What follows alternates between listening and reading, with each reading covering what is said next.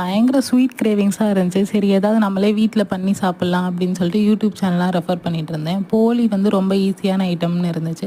சரி போலிக்கு தேவையான பொருட்கள் எல்லாம் வீட்டில் இருக்கான்னு பார்த்தேன். கடலைப்பருப்பு, பாசிப்பருப்புன்னு எல்லாமே இருந்துச்சு. 2 மணி நேரத்துக்கு முன்னாடியே எடுத்து ஊற வைக்கணும்னு சொல்லியிருந்தாங்க. அதே மாதிரி 2 மணி நேரத்துக்கு முன்னாடி எடுத்து ஊற வச்சாச்சு. சரி சைட் பை சைடாக மாவும் பிசைஞ்சு வச்சிடலான்னு சொல்லிட்டு அவங்க சொன்ன மாதிரியே கொஞ்சோண்டு உப்பு, மைதா மாவு, கோதுமை மாவு எல்லாம் போட்டுட்டேன். ஆனால் என்கிட்ட நிறையா மாவு இருந்துச்சு. அரிசி மாவு எல்லாமே சேர்த்து நான் சரி இருக்கிற மாவெல்லாம் பிசைஞ்சு வைப்போம் அப்படின்னு சொல்லிட்டு எல்லா மாவையுமே போட்டு பிசைய ஆரம்பிச்சிட்டேன். பிசைஞ்சா நிறையா தண்ணி ஊற்றிட்டேன் போல். பிசைய பிசைய அப்படியே கை கால்லாம் ஒட்டிக்கிட்டு இருந்துச்சு. நானும் மறுபடியும் மாவை போட்டு மேட்ச் பண்ணுறேன். ஆனாலுமே ரொம்ப கொச கொசன்னு இருந்துச்சு.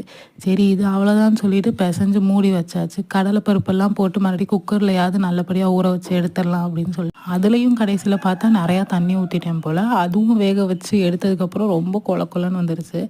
ஏன்னா இன்னைக்கு பார்க்குற எல்லாத்துலேயுமே தண்ணி ஊற்றிக்கிட்டே இருக்கோமேன்ட்டு ரொம்ப ஒரு மாதிரி ஸ்ட்ரெஸ் ஆகிட்டேன். சரி இருந்தாலும் எல்லாத்தையும் வச்சு மேனேஜ் பண்ணிக்கலான்னு சொல்லிட்டு மாவு எடுத்து தேய்க்கலான்னு பார்த்தா அது இப்படி இழுத்தா அப்படியே பிசு பிசுன்னு வந்துட்டு இருந்துச்சு. ஏதோ கம்மு மாதிரி இழுக்க இழுக்க வந்துக்கிட்டே இருந்துச்சு. சரி தேய்க்க ஆரம்பிச்சிடலான்னு சொல்லிட்டு உருட்டி மாவெல்லாம் வேற செஃப் மாதிரி தூவி அதில் தேய்க்க ஆரம்பிச்சிடலாம் தேய்ச்சிட்டு இருந்தேன். தேய்க்க தேய்க்க ஒரு ஒரு இடத்துலையும் கிழிஞ்சிக்கிட்டே இருந்துச்சு. நானும் கொஞ்சம் கொஞ்சமாக மாவு எடுத்து கிழிஞ்ச இடத்துலலாம் பேட்ச் ஒர்க் பண்ணிக்கிட்டே இருந்தேன். ரவுண்டு ஷேப்பாக வரணும் ஆக்சுவலாக.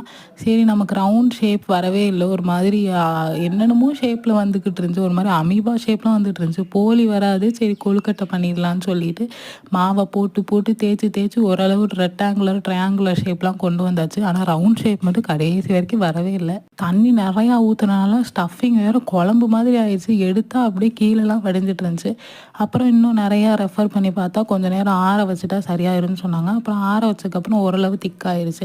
சரி இப்போ கொழுக்கட்டைக்கு ஷேப் பண்ணலாமேன்னு சொல்லிட்டு உள்ளே வச்சு பிடிச்சா சைட்லலாம் ஒழுக ஆரம்பிச்சிருச்சு. அதோட ஒரு வழியாக பிடிச்சி அது கொழுக்கட்டை மாதிரி ஷேப்பில் வரல. இருந்தாலும் ரொம்ப ட்ரை பண்ணி அங்கிட்டு இங்கிட்டுமா வச்சு பண்ணி இட்லி குண்டானில் எடுத்து வச்சாச்சு. எனக்கு அப்படியே உள்ளுக்குள்ளே ஓடிட்டே இருந்துச்சு. டேஸ்ட் நல்லா இருக்குமா நல்லா இருக்காதான்ட்டு. ஆனால் சூடாக சாப்பிட்றதுக்கு நல்லா இருந்துச்சு. ஆறி போய்